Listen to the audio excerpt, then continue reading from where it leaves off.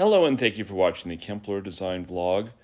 We're looking at rods that the customer originally used that are having problems. The reason is because of these plastic C-rings. And here you're going to see it a little bit closer, the rods that they had. See the damage there up at the top? This is a C-ring, and it goes on a lot of rods, and I will show you a picture here on the side. And the problem with this C-ring, unless you get a really good quality one, is that they're not stable. Watch as I just pull on this gently, because if you have a heavy rod, look at the difference. You see how that opens? And that means that the rod that was in here will now pop right out. And that's what issue the owner of this home was having and why we switched it to the rod that I'm about to show you now.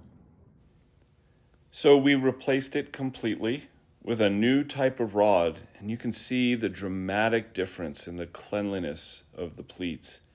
This was the old version, and side by side with the new, and from different sides so you can see it. But the bottom line is that Kempler Design will help you choose the right product. Thank you for watching the Kempler Design Vlog.